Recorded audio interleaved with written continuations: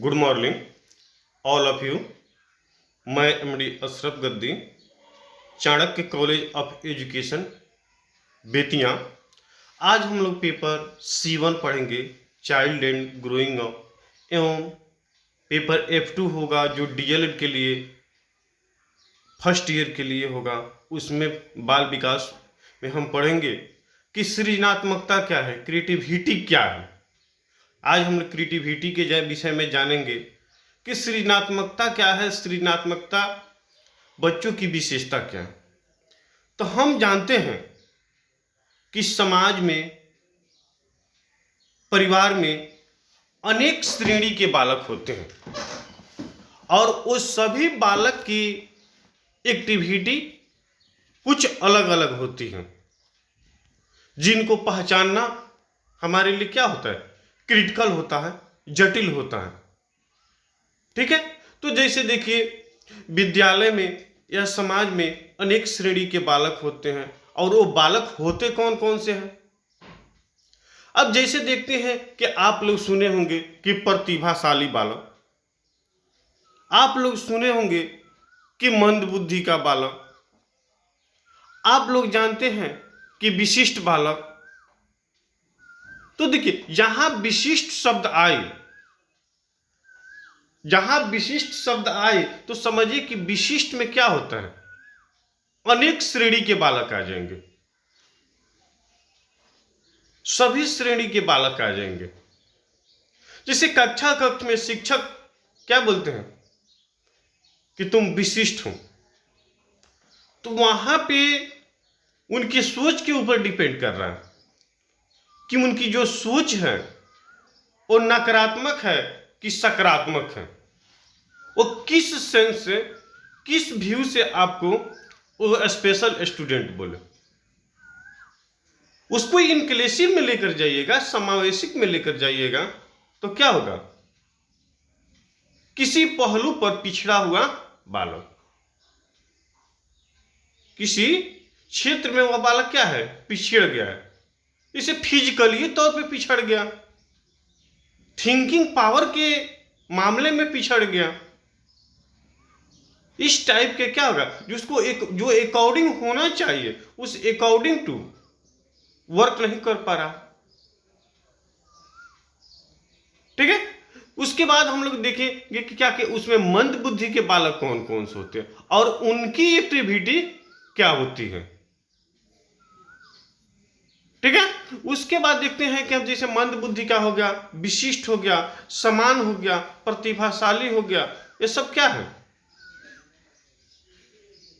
प्रतिभाशाली हो गया या सृजनात्मकता। सृजनात्मक बालक उस बालक को कहते हैं जिनकी सोचने, समझने, करने की जो क्षमता होती है, जो पकड़ होती है, वो सभी बालकों से क्या होती है, कुछ हटकर होती है, कुछ अलग होती है। वो क्या करते, कोई भी वर्क करते हैं, वो अपने एक सिस्टम, एक रूल के तहत वर्क करते हैं। उनकी जिस वर्क को करना होता है, उन पे जो उनकी पकड़ होती है क्या होती है, मजबूत होती है। उनके द्वारा किए गए कार्य में परिपक्वता क्या होती है, ज्यादा होती है। मेच्योरिटी क्या होती है, ज्यादा होती है।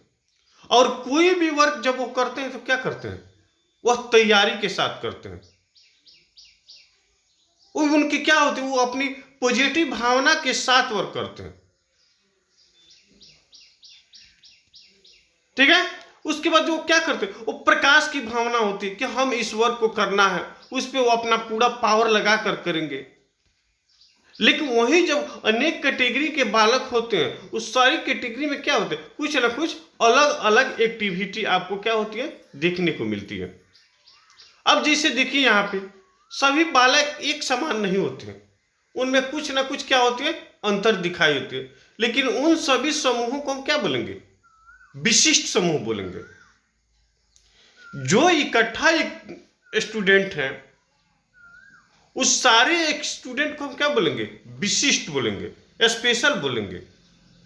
क्योंकि उस सभी में क्या होते हैं, कुछ ना कुछ अनेक प्रकार की डिफरेंस दिखाई देती है। तो उसी में आ गया जैसे प्रतिभाशाली, पिछड़े, अपराध, मंद, विशिष्ट। तो अभी हम लोग देखते हैं कि उसमें एक पॉइंट है क्या, सृजनात्मकता या सृजन का नाम सुने होंगे। आज जेम्स ड्रेवर वो अपना इस पे क्या किए हैं, विचार दिए हैं। जेम्स ड्रेवर का कहना क्या है कि सभी बालकों से अलग सोच दृष्टिकोण रखने वाले बालक को हम क्या कहते हैं, सृजनात्मक बालक कहते हैं, जो हमेशा पॉजिटिव सकारात्मक सोच को क्या करता है, वह रखता है, और उनके अंदर हमेशा हंसी मजाक की प्रवृत्ति क्या होती है, ज्यादा देखने को मिलती है। और बात बात पर क्या होता है, वो गुस्सा नहीं होता, स्वतंत्र निर्णय क्षमता है, लेते हैं। वो जो वर्क करते हैं खुद अपने बदौलत वो क्या करते हैं, करने के लिए वो तैयार होते हैं, और समय से पहले भी क्या करते हैं, उस वर्क को पूरा करके आपको देते हैं। इनके साथ साथ उनमें क्या होगी, इमोशन की भावना, संवेदनशीलता भी पाई जाती है अधिक से अधिक। शिक्षा द्वारा इसे विकसित किया जाता है। इसके साथ साथ ईगो की भावना तो बिल्कुल उस वैसे बालक में नहीं होती है। अपने आप में क्या करते हैं, वो घमंड नहीं करते हैं, और समायोजन की भावना होती है उनके समक्ष परिस्थिति के अनुसार। जिस परिस्थिति में रहते हैं उस परिस्थिति के अनुसार क्या करते हो, उसकी सामना करते हैं, और समस्या की कठिन से कठिन प्रारूप को क्या करते हैं, वो अपने रुचि के अनुसार सरल और बना देते हैं।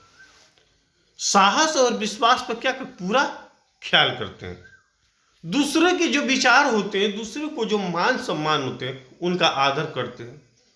दूसरे को सुझाव लेने से इनकार नहीं करते, और इनमें पूर्व क्या करते हैं, गठन करते हैं। और ये जो भी ज्ञान होता है इनके पूर्व ज्ञान के से क्या होता है, जुड़ा रहता है। ये क्या सृजनात्मक बालक की एक्टिविटी होती है। अब जैसे प्रतिभाशाली बालक की होती है, तो हम जानते हैं कि प्रतिभाशाली बालक कौन होते हैं। प्रतिभाशाली बालक वो बालक होते हैं जो हर चीज में क्या होती है, उनकी पकड़ पूर्ण रूप से होती है। लेकिन सृजनात्मक बालक में पूर्ण रूप से परिपक्वता नहीं होती है। किसी एक पहलू पर या किसी एक सब्जेक्ट पर, किसी एक वर्ग पर वो सृजन की प्रक्रिया ज्यादा रहते हैं। लेकिन प्रतिभाशाली बालक होते हैं वो ऑल चीज पे वो कमांड करते हैं। सबसे पहले तो एजुकेशन, शिक्षा में देखें तो उनके पास शब्द क्या होंगे, विशाल होंगे। पृष्ठभूमि समान बालकों से ऊंच होगी।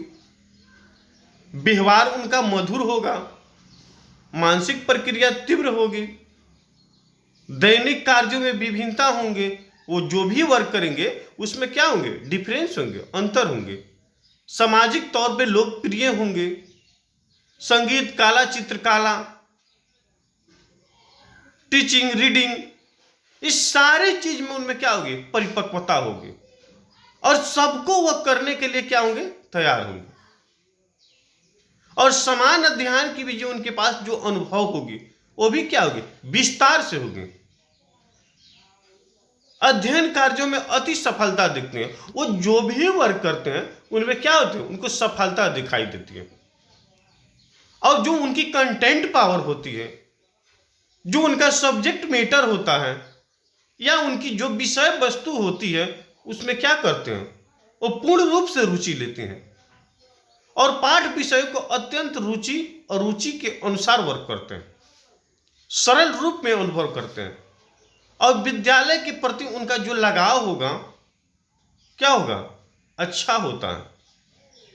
और हमेशा उनकी परीक्षा में उनकी बुद्धि लब्धि क्या होती है, हायर होती है। उनका जो लेवल होगा वो लेवल क्या होगा, हाई होगा। ठीक है। ये सारी क्या है, वैसी बालक की एक्टिविटी है। समस्या समाधान में अधिक रुचि लेते हैं और वैज्ञानिक आविष्कार के अनुसार वो क्या करते हैं, कार्य करते हैं। वैसे छात्र छात्राओं को कक्षोत्री की जरूरत होती है, इसलिए कि कक्षा कक्ष में वो जब अपने कंटेंट, जो अपने विषय वस्तु को जब क्या करते हैं वो समाप्त कर देते हैं, उस पर कमांड कर लेते हैं, तो उन्हें हमें साल में क्या करना है, किसी अगले क्लास में फॉर्मेट करना चाहिए, कक्षोत्तीर्ण करना चाहिए, नामांकन करना चाहिए, ताकि उनकी जो समय है, जो टाइमिंग है, उसके माध्यम से उनका जो विकास हो, क्या हो, सर्वांगीण हो सके। ठीक है, इतना देखें। उसके आगे हम एक देखेंगे कि पिछड़े बालक कौन कौन होते हैं। तो ऑलरेडी आपको समझ में आ रहा है कि पिछड़े बालक वो बालक होंगे जिनके सीखने की गति क्या होगी, धीमी होगी। जो भी वर्क करेंगे क्या करेंगे, धीमी गति से करेंगे। उसके साथ साथ वो जीवन में हमेशा क्या रहते हैं, निराश रहते हैं। क्या करेंगे, इसलिए कि कठिनाई का सामना करने में क्या होंगे, असफल होंगे, नहीं कर पाएंगे, और केवल अपने भविष्य को क्या करेंगे, चिंतित रहेंगे। समाज विरोधी कार्यों में क्या करते, प्रवृत्ति ज्यादा रखते हैं, व्यवहार संबंधी समस्या अभिव्यक्त करते हैं, जन्मजात योग्यता की तुलना में उनकी जो शैक्षिक योग्यता होगी, उपलब्धि होगी, कम होती है, और समान विषय वस्तुओं से लाभ उठाने में क्या होते हैं, असमर्थ होते हैं, मानसिक रूप से अस्वस्थ और असमायोजन व्यवहार करते हैं, और उनकी जो बुद्धि लब्धि होगी वो क्या होगी, उनकी सोच होगी, उनकी समझ होगी, उस सोच समझ से क्या होगी, कम होगी। तो पिछड़े बालक होंगे, तो पिछड़े बालक हर चीज में क्या होते हैं, पिछड़े रहते हैं। कक्षा कक्ष में जाएंगे, वहां भी कक्षा कक्ष में पीछे ही सीट पे बैठेंगे, कक्षा कक्ष में बोलने के लिए तैयार नहीं होंगे। और देखिए, मंद बुद्धि के बालक शारीरिक रूप से हीन होते हैं, समायोजन और स्थिरता होती है, धीमी और साधारण रुचि रखते हैं, प्रयोग की दोषपूर्ण होती है, पूरा उच्चारण का अभाव होता है, और निरंतर अस्वस्थ हमेशा रहेंगे, और सामाजिकता का क्या होगा, अभाव होगा। अब देखिए यहां पे ये जितना सारी एक्टिविटी देखें हम, मंद बुद्धि देखें, विशिष्ट देखें, एवं समान देखें, इस सारी प्रवृत्ति जो होती है ये क्या होते, वंशानुक्रम होती है, समाज के परिस्थिति के क्या होती है, अनुकूल होती है, अनुसार होती है। वंशानुक्रम में होता है कि उनके जो पूर्वज होते हैं उस पूर्वज के आधार पे पाई जाती है। आप जैसे इन्वायरमेंट में रहिएगा, उस इन्वायरमेंट के अनुसार आपकी क्या होगी, विकास होगी। अच्छे विद्यालय के न होना, अच्छे शिक्षक का ना होना, अच्छे सोसाइटी का ना होना, इस सारी चीज क्या करती है, इस फैक्टर पर वर्क करती है। इसलिए हमें बालक की सर्वांगीण विकास के लिए, सृजनात्मक बनाने के लिए, प्रतिभाशाली बनाने के लिए, और इस विशिष्टता में मंद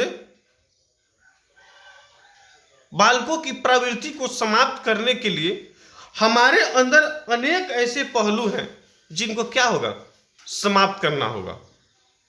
जिन भेदभाव जो होए उनको हमें निकालना होगा, और उनको हमेशा क्या होगा, अच्छे वर्ग के प्रति जागरूक करना पड़ेगा।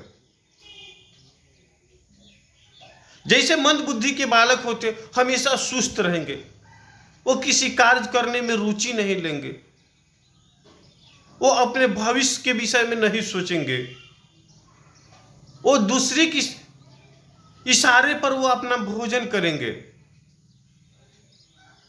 लेकिन मंद बुद्धि के भी क्या होते, टाइप अनेक हो जाएंगे। उसमें आप सुने होंगे जड़ मुड़ मूर्ख,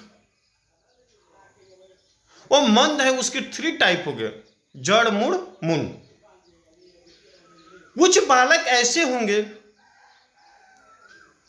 जो एक स्थान से दूसरे स्थान नहीं जाएंगे, जो एक वर्ग से दूसरे वर्ग नहीं करेंगे उसके लिए आप कुछ भी कर लीजिए, वैसे बालक को हम क्या बोलेंगे? जड़ बोलेंगे।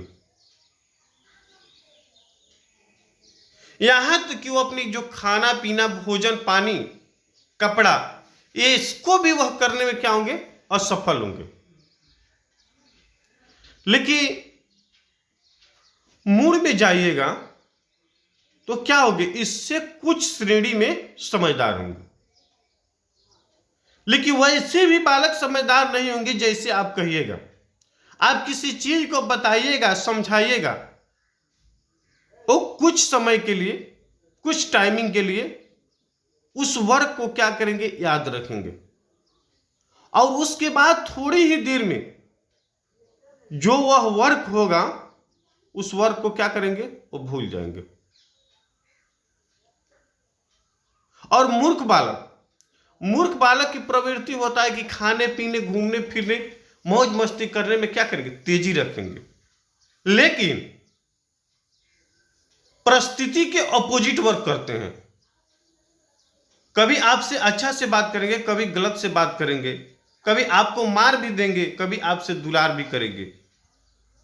तो वैसे बालक भी समाज के लायक कुछ पॉजिटिव करने वाले नहीं होते। तो आज हम लोग देखें इस क्वेश्चन को, नेक्स्ट क्लास में दूसरे क्वेश्चन को देखा जाएगा। ये इंपॉर्टेंट क्वेश्चन। तो आज की क्लास में हम लोग यहीं पे एंड किया जाएगा। मैं MD Ashraf Gaddi, Chanakya college of education Bettiah, BEd और डीएलएड के लिए एक कंबाइंड क्लासेज, इसी के साथ आप सभी से विदा ले रहे हैं। थैंक्स, धन्यवाद।